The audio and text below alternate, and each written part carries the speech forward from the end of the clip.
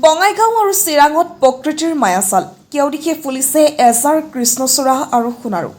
বসন্ত ঋতুক বিদায় দি গ্ৰীষ্মক আদৰিবলৈ যেন প্ৰকৃতিয়ে পাৰি দিছে ভিন্নৰঙী দলিচা। প্ৰবল উত্তাপে শৰীৰ দহিছে যদিও প্ৰকৃতিৰ এই ৰূপ লাৱণ্য দেখিলেই দেহ মন জোৰ পৰি যায় পথিকৰ। প্ৰাকৃতিক সমলেৰে ভৰপূৰ বঙাইগাঁও আৰু চিৰাং জিলাৰ প্ৰতিটো বাট পথতেই কৃষ্ণচূড়া ফুলৰ ৰঙেৰে ৰঙীন হৈ পৰিছে।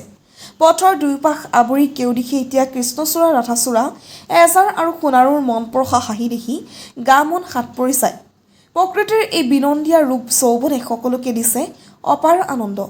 প্ৰকৃতিৰ এই ৰূপ লাৱণ্যক লৈ কিমান যে লিখিছে কবিতা, গাইছিল গীত। এজাৰ ফুলা দেখি বেজাৰ কিয় কৰ, কিয় মন মাৰি থাক, মোৰ দেশীয়ই আছেনে মোলৈ তোলৈ যিটো মোৰ চিত, আছেনে মোলৈ তোলৈ যিটো মোৰ চিত।